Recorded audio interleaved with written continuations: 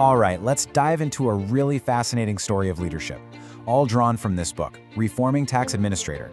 It tackles a challenge that, honestly, most leaders would run from. How do you completely transform an organization when its entire job makes it unpopular? I mean, really think about that for a second. Your job, day in and day out, is to lead a team that the public is basically taught to resent. This isn't just about spreadsheets and strategy, it's a deeply human problem. So how do you even begin to change that perception? And maybe even more importantly, how do you keep your own team motivated when the world sees you as the bad guy? That's the puzzle we're going to unpack today. So, to set the stage, the organization at the very heart of this story is Malaysia's Inland Revenue Board, or HASIL. And let's be honest, just like most tax agencies everywhere, they had a major image problem. Wow. Just listen to that phrase, the loan shark of the government. That's not just mild dislike, right? That is a deep, gut-level stigma. The book actually talks about how employees would literally avoid saying where they worked at parties just to dodge the negative reactions. It was this cloud of negativity hanging over everything, inside and out. And here is the great irony in all of this. This is the organization that is absolutely essential for the country to function. We're talking about funding everything: roads, hospitals, schools, you name it. They are literally the engine powering national development. But to the public, they were the enemy. This was the massive disconnect that needed a totally new way of thinking. So how in the world do you solve a problem that big, that deep-rooted? Well, the answer didn't come from some fancy consulting firm. No, it came from one leader's very personal mission, a quest that he was on for decades. We get introduced to the CEO, but the book doesn't frame him as some guy in a corner office. It shows him as someone who started his journey all the way back in 1985. And right from the get-go, he was bothered by this huge gap between how important the agency was and how terrible its reputation was. And this, right here, this is the question that changed everything. You see, it's not really a business question, is it? It's a philosophical one. It cuts right to the heart of their purpose. Are we just enforcers? Is that all we are? Or could we be something more? This one question, which he thought about for over 30 years, became the spark for a massive transformation. And here he is, putting a face to the story really helps you get the personal drive behind this huge project. For him, this wasn't just another item on a to-do list, this was a lifelong mission.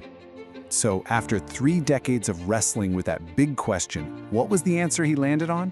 It turned out to be something so simple on the surface, but incredibly powerful underneath. I just love this metaphor. The goal wasn't just to be a slightly better caterpillar, a more efficient enforcer. The goal was a complete metamorphosis. It was about changing the very soul of the organization and then showing the public this completely different, more beautiful side. So the big question is, how on earth do you pull that off? Well, the answer was a brand new philosophy called EAES. Simple, right? Instead of leading with enforcement and threats, the agency would now lead with awareness, education, and service. This is a total 180. It's a shift from demanding that people comply to inspiring them to. It's about guiding people, not just chasing them down. This slide just lays out the change so perfectly. I mean, just look at the words. You're going from an enforcer to a facilitator, from using threats to building a partnership. The book points out that the old way literally created trauma for people. The new way, it's all about building trust and offering support. It's a whole new relationship between the agency and the citizen.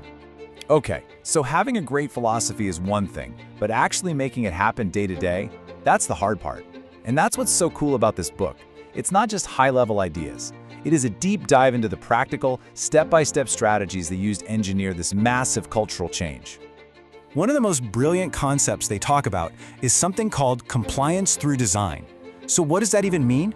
It means you stop blaming people for making mistakes and you start asking, is our system designed badly? You redesign everything to make doing the right thing the easiest, most logical choice. It's genius. And the book shows you exactly how they did it. We're talking about real, practical stuff.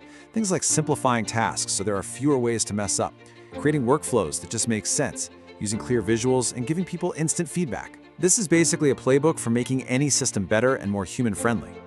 And you can see the result of this new culture right here. This picture is not the old, stuffy, intimidating government office we all imagine. This is what community partnership actually looks like. This is that human touch made real, taking the agency out from behind a desk and putting it right into the heart of the community. So when you boil it all down, what's the big takeaway here? Well, this incredible story of transformation has been turned into a guide, a playbook really, for any leader out there who's facing their own impossible challenge. This quote from the book just nails it, doesn't it? This story isn't just theory, it's being told by a leader who actually walked that tough road, who figured out the twists and turns, and who is now basically sharing his map with all of us. Honestly, if you're a leader, if you study management, or if you're just fascinated by how real, meaningful change actually happens, this story is for you. Reforming Tax Administrator isn't just a book, it's a detailed playbook on how to turn an organization's biggest weakness into its greatest strength. It's got the philosophy, the strategies, and the human insights you need to lead your own revolution. Go find out how they did it. The book is available now.